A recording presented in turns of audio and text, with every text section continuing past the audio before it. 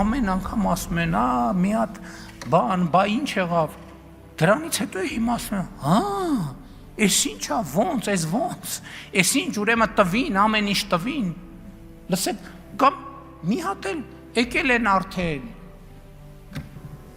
Վերադարձրին, բերեցին, տարան, կործանեցին, փլուզեցին ամեն ինչ։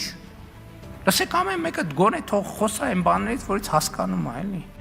Ինչ կարգի ելույթ պետք է ունենա Նիկոլ Փաշինյանը, որ որևէ մեկը նրան լուրջ ընդուներ։ Նրան լուրջ չընդունելու խնդիրն այնքան է խորացել, այնքան երկար տևողություն ունի, որ անգամ լավագույն տեքստի դեպքում ՄԱԿ-ի կամ որևէ այլ ամբիոն նրան չի փրկելու։ Բոլորը վաղուց հասկացել են, որ այդ գործչին լուրջ ընդունելու որևէ հիմք չկա, եւ նրա մի պարբերությունը կարող է մյուսին հակասել եւ անլրջացնել ցանկացած բովանդակություն։ Առավոտյան կարող է մի բան ասել, ցերեկը մեկ այլ բան, երեկոյան տրամագծորեն հակառակը, իսկ հաջորդ օրը ասի ամբողջը մոռացեք, նոր էջից եմ սկսում, զրոյական կետից։ Սա անցալել է ամբողջ աշխարհը եւ ոչ նոր։ Այս անլուրջ կեցվածքի, պահվածքի, ձեռագրի տևողությունը բավական երկար է, հետևաբար միջազգային հարթակներում ներկա առաջնորդներ, ունկնդիրներ չկան, որոնք որևէ բան պիտի չափեն նրա ելույթով։ Խոսքի արժեքը, առավելևս պետությունների ղեկավարների դեպքում շատ բարձր է, լուրջ գին ունի։ Երբ այդ խոսքի արժեքը զրոյացվում ու անլրջացվում է, դրանից հետո այն վերականգնելը նույն անձի պարագայում ուղղակի հնարավոր չէ։ Հետևաբար դժվար չէ պատկերացնել, թե միջազգային հանրությունում նա ում վրա ինչ տպավորություն է թողնում։ Եթե աշխարհին հանգիստ թողնենք եւ դիտենք մեր հանրության, աշխարհով մեկ սփռված հայության աչքերով, աղետ է, երբ համեմատում ես ինչ ակնկալիք ունես քո պետության վարչապետի աթոռը զբաղեցնողից եւ ինչի ես ականատես լինում։ Եվ դարձյալ, այդ աղետը նոր չէ։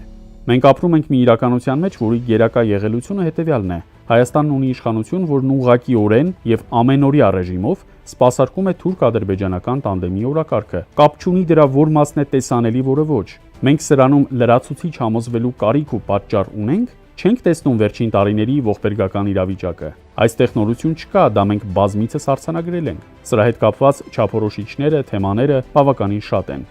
Երբ որ նայում եք այս պահանջները թուրքագետի աչքերով եւ նայում եք խոսույթ այս իշխանությունների բառացի Արարատի մասին, թշնամանքը կառավարելու մասին, դասագրքերի փոփոխությունների մասին եւ այլն, տեսնում եք, որ այն ինչ որ երբեք չի եղել մեր սեփական օրակարգում, ինքնուրույն ձևավորված մեր օրակարգում, նախկին նախագահների ժամանակ կամ նախորդ տասնամյակներում երբևէ այս խոսույթը մեր մեջ չի ծագել ինքնուրույն, որ եկեք մի հատ հասկանանք, միգուցե համանդրությունը փոխենք կամ Արարատ սարի սիմվոլը հանենք եւ այլն։ Եթե մեր հանրության որևէ հատված դեռևս չի հասկացել, թե որտեղ է եւ ինչու, Էրդողան-Փաշինյան կամ Ալիև-Փաշինյան կադրերը կօգնեն էմոցիոնալ առումով ընկալելու դա, եթե միտքը դա չի ընկալել։ Երբ գործընթացից համապատասխան եզրակացությունները չեն արվել, միգուցե այդ պատկերները բերեն անհրաժեշտ ուղերձը։ Սա դժվար է, քանի որ այն մարդիկ, որոնք մինչև հիմա իրենց մեջ ինչ-որ բանի վրա կասկածում են այս հարցում, արդեն խնդիր է, բայց միևնույն է, այդ կադրերն էմոցիոնալ ֆոն որոշակիորեն բերում են։ Պետք չէ մեծ երևակայություն ունենալ համադրելու այդ կադրերը եռաբլուրի հետ։ Եվ կամ Էրդողանի այն հայտարարությունների, որ Թուրքիան 44-օրյա պատերազմի ուղղակի մասնակիցն է, անգամ Ադրբեջանում դրանից նեղվեցին։ 44-օրյա պատերազմից ընդամենը 5.5 տարի է անցել։ Ինչ է անցել, 10, 20, 40, 100 տարի։ Մարդիկ են փոխվել։ Հատկապես Էրդողանի եւ Փաշինյանի համատեղ կադրերում մի կողմում կանգնած է նա, որը 2020-ի սեպտեմբերի 27-ի իր հայտարարության մեջ ի սկզբանե դնում էր պարտության կոդերը, ասում էր եկեք պայմանավորվենք, որ ինչ էլ լինի, մենք մեզ պարտված չենք ճանաչի, նաեւ ասում էր գալիս են մեզ ցեղասպանելու։ Այսինքն դու պետություն ես թե համայնք։ Ինչ է նշանակում գալիս են մեզ ցեղասպանելու, երբ դու պետություն ես իր բանակով։ Նա, ով գալիս էր Փաշինյանի հայտարարությամբ իրեն ցեղասպանելու, կադրի մի կողմում է։ Մյուս կողմում նա է, որն ասում էր գալիս են մեզ ցեղասպանելու։ Փորձենք այս պատկերները համադրել իրար։ Սա արդեն քաղաքական դաշտի խնդիր չէ։ Էրդողանն իր պատկերացրած լավ ապագայի եւ ավելի արդար աշխարհի առաջին փորձարկումն իրականացրեց այս տարածաշրջանում մեզ վրա։ Հետո բազմիցս ասաց, որ հենց սա է իր պատկերացրած արդարությունը։ Որ գիրքն ես սեղմել կրծքիդ։ Զինված հայ զինվորը մշտապես դիտարկվել է որպես սպառնալիք։ Զինված հայ ժողովուրդը դիտարկվելու է որպես սպառնալիք։ Իր հողի վրա ապրող հայ ժողովուրդը